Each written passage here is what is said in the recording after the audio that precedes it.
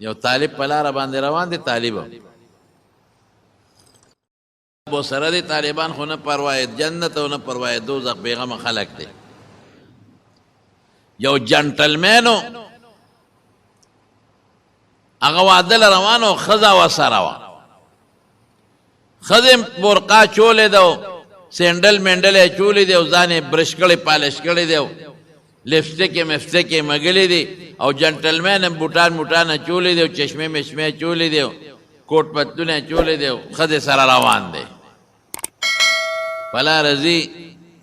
دا طالب خیال نو چې ته په ډنډ کې خپه کېښوده چې شړق شوې هغه اوبه د هغه جنټلمین په هغه محترم ور پرېوت د هغې کېړی جرابې جامې څښاش جنټلمین ویي ته خدای دې بې خوباسه زما ښځه دې ولړله مونږ واده له روان جامې دې وله ولړلې پیزار دې وله ولړو خو چې شړق شو هغه طالب یې په دا مخ یو مضبوط غزار و خوار شي ګډېږي په لاره نظر دې نه لګي هغې سره یې څه چلو زمونږ دا سړی هم ګورې د ښځې مخکې چې که نه ډېر بهادر یي که نه دا برېت یې داسې جغی جغا د برېت یې داسې نیغ نیولي خو چې ښځه ورته داسې وګوري وي ها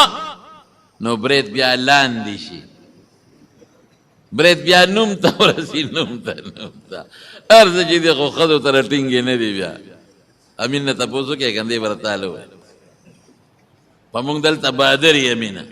داسې او داسې او داسې او کور کې الما لیدلې دلته کې داسې سر یې ښکته کړي او داسې دوک ولاړی بشیر جانه تا دال کور نه دی لیدلی ما لیدی دی ښه او دې دوک ولاړی دوک بیا ښه سړی وي ښځه مو خاوند دې څنګه دی یاره ډېر ښه سړی دی ډېر ښه سړی دی چې زه ورته څه وایم هغه کوي غوږونه پې نیسم غوږونه م نیسي جنټلمین خو ښځې ته ځان ښه چې شلق شو په دا مخ یې وه او ما څه غلطي کړې ده ما ته څه پته وه خو په لار ونې برابروم ښځې ته وایي ځه چې ځو دا جامې به بدلې کړو د دې سپېره د لاسه جامې څخه شو او پیزار به بدل کو بیا به راوځو ښځه کور ته مون ښځه لګیا شوه جامې بدلئ او دا سړی کوټې ته څه کار له وخته خو چې څنګ بره وخته خپې وښوېده دا پوړی باندې په غرض لاندې راغی دا سټ یې ولګېد او مردار شو مړ شو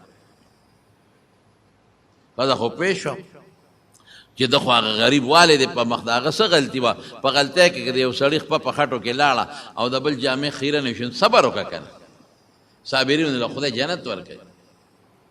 پوه شوې د هغه سړي خیرې وکړې او د ځان ورسره یره شوه او زر خلکو ته وی خلک رالل سخاون مې مړ شو په منډه ویم دې پرېږدی دا خواص مړ شو ورشه په لاره یو طالب سپېړه والی دی هغه خیرې کړې دي موږ تباه نه شو بچي مې تباه نه شي لا ولاړ شئ د هغه نه معافي وغواړه بیا به ګورو طالب مخکې روانو بارانو په لاره ځي هلته یو الوی دکان کولاو کړی د الوی به دا قانونو چې سار وختي به دکان کولاو که څوک غریب به پرې راغی یو پلیټ الوا به خیراتي ورکوله او یو جام پی به یې ورکول چې طالب پې ورغی دی غریب خو مخ مږي مخ یې سور دی په سپېړه نو الوا یې ته طالب جانه دلته راشه کښېنه یو پلیټ یې د الوا ورکوي دا وخوره او یو جام پی ورکړ دا بچی چې دې دکان کولو کوم دا ورکوم دا خوره اوس هغه لګیا دی الوا نه نوړی اوچتوي او د پیو نه ګوټ کوي او خاندي د دې الوی ورته خیال شو هلکه دا خاندې ولې ما الوا درکړو پې ته ما پورې خاندې وی نه تا پورې نه خاندمه وی ولې خاندې وی هسې د خدای د خدایۍ ته خاندم وی د خدای خدایۍ کې څه دي نو یو خوا سپېړې راکوي او بل خوا الواګانې راکوي هلته سړي پړه کې ور واچوله نو خو مضبوطه سپېړه یې راکړه او دلته ښه مدیدار پی دي او ګوټ ته کومه ګرم او ګرمه الوا ده دې کې هغه دا سړي هغه نوکران راتلل هغه کور والا دې یې ولیدې لکه طالب جانه هغه سړي ته ووالې په سپېړه وی خو دې مړ که که نه ما کوم ځای وجلی دا پکې بله 300 دو ویم والم زه ما مړ که وی نه خیره دې ورته وکړه اخو چې بره په پوړو ختېده لاندې را پرېوته او مړ شو وی ما خو خیره نه ده کړې وی مهرباني وکړه بد دوا ورته وکړه خیره دې ورته وکړه نور بچي غرق نه شي ښځه غرق نه شي خو مړ شو